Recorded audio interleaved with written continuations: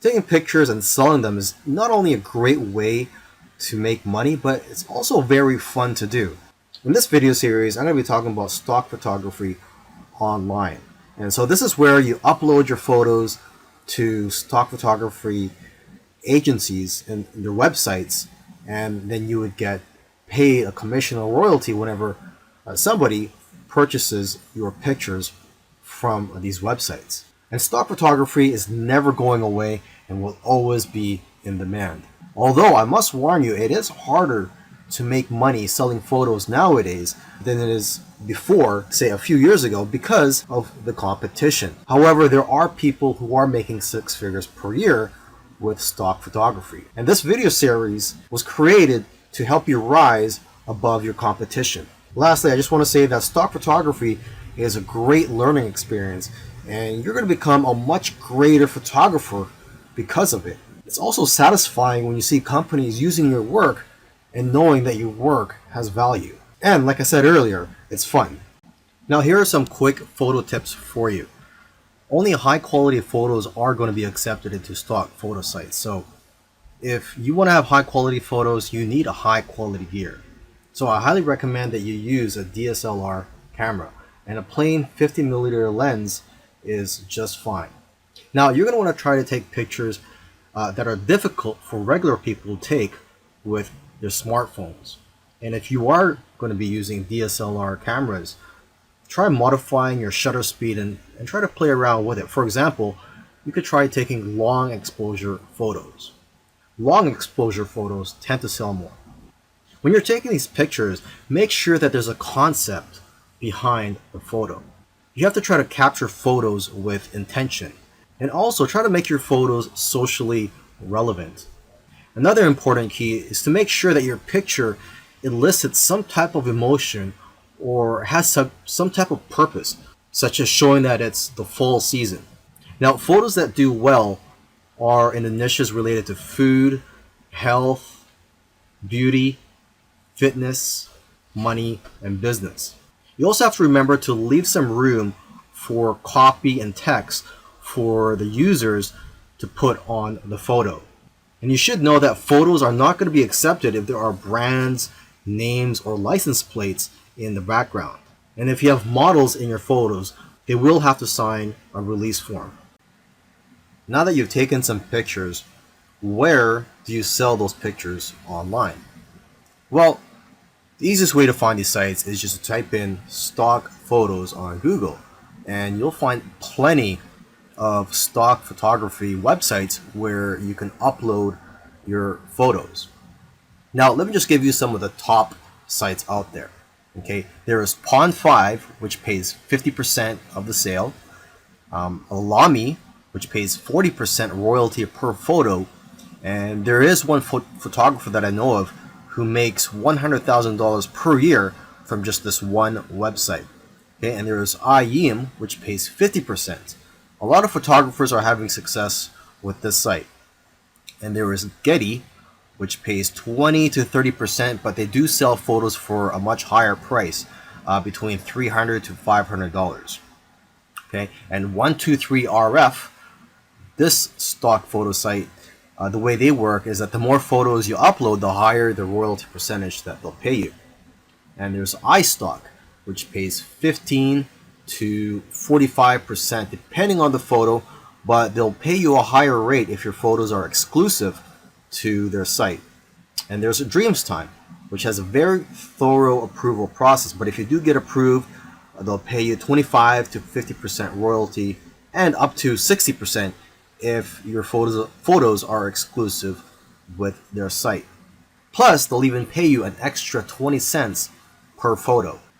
And then one of the biggest stock photography websites out there is Shutterstock. They'll give you the most exposure because of their reach, huge customer base, and ability to advertise your photos. And there's Adobe, which will give you almost as much sales but higher sales amounts. And Adobe stock is integrated into the Adobe software. There's iStock Getty Images, which can also get you a lot of sales. Now, what I usually do advise to photographers is to stay away from some of the larger stock agencies, such as Shutterstock, iStock, etc. because they're publicly held companies, and they're more interested in making their shareholders happy and not the individual contributors. They just don't have the incentive to help contributors grow and make more money. However, if you are a beginner, you may want to try out these larger stock agencies just to test out the waters and to gain experience at first. And then you could try out the smaller agencies such as Dreamstime, Stockfresh, etc. The advantage of working with these smaller agencies is that there's less competition for you as a contributor. But then again, everybody is different, so you have to figure out what works for you. And interestingly, I know of somebody who makes more money uploading to free stock photo sites like Pixabay than other stock photo sites, because people have the option to donate to you when they download your photos for free. In the previous video where I spoke about where to sell your photos online, I forgot to mention that you could also sell your photos directly from your phone, and there are a few apps available for that, but the most popular photo app right now is one called Fope. And with Fope, you download it, and I believe it's available both for the Android and the iPhone, and you get 50% of the sale. But you can make more money by joining what they call missions on Fope, and these missions are sort of like projects for brands and other companies. And each mission, if you are to win these missions, they pay a prize for the winning people, and it usually starts at around $50, and usually it can be a lot higher. Okay, now if you want to have success with this app, you want to analyze the photos which have already been sold. So take a look at the sold tab in the explore section of the app. I also recommend that you analyze the profiles of people who have won missions or sold a lot of photos, as they usually have a lot of good photos which can give you ideas. And lastly, you could create a profile on Fope and follow people. So you can follow other photographers, and they could follow you, and you guys could share tips with each other and be more successful in the long run. Earlier, I mentioned that you should try to avoid large stock photography websites such as Shutterstock. However, if you're new and you want to gain some experience, or for whatever reason, if you feel that large stock photography websites are for you, here are some keys to success. Obviously, these big sites have thousands of photos, and photos that have less saturation will sell the best. For example, pictures of cats, unless there's something unique about the picture, won't do as well as pictures of animals in the wild. Another example is pictures of iconic buildings such as the White House. These types of pictures won't do as well because there's already a lot of pictures of the White House out there. Now, however, if there's something unique such as an event or a protest happening around there, and you capture that on photo, then that picture will do a lot better. It's also important to use the right keywords. For example, if you're posting photos of flowers, you'll be more successful if you know the exact scientific name and the species of those flowers, and also the English name, where they're from, and other details.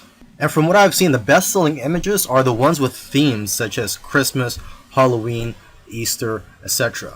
And new images usually sell better than old images, simply because old images tend to get buried in the search results.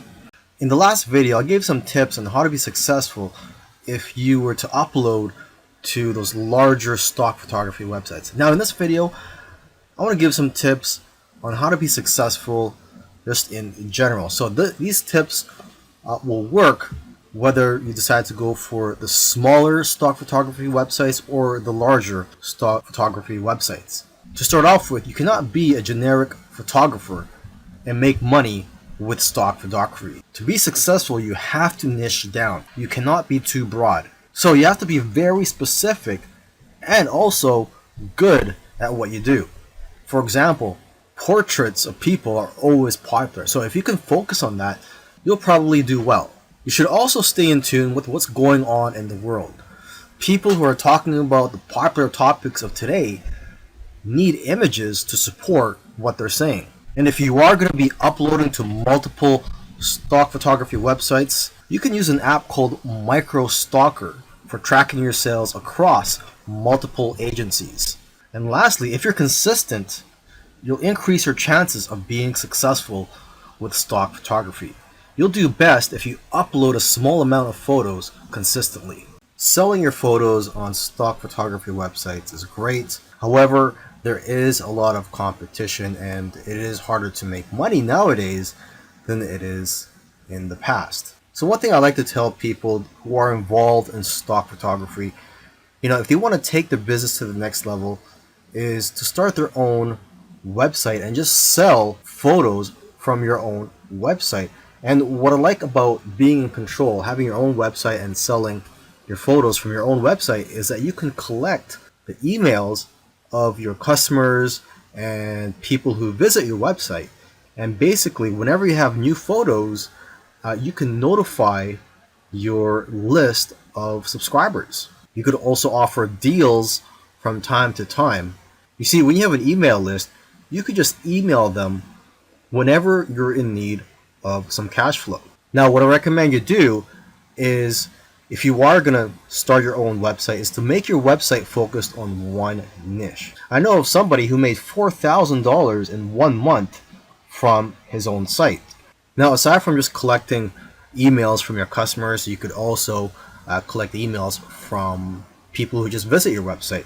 And to entice them to opt in, you could run a contest where if they enter their information, such as their email and their name, they'll be entered to win a photo or a print. Another great thing about building a list of subscribers is that you can build a relationship with your audience and that you're going to get repeat sales in the future. You see, when people buy your photos from stock photography websites, you don't collect their information. So it's not like you could tap their shoulder in the future and say, hey, would you like any of my other photos or my newest photos? This way, with your own website, you could just notify them, like I said earlier, whenever you have new photos or if you have a discount that you're offering. You should also sell prints of your photos from your own website to increase your revenues. Now, if you're scared to start your own website, there are several tools out there that make it very easy for you. And one tool that I highly recommend is called Shopify. One good feature of Shopify is that they will contact somebody who abandoned their shopping cart and they'll get reminded to purchase from you. And there's all types of themes available for you to use from Shopify. And once you have your site up and running, you could use Facebook ads to drive traffic to your site.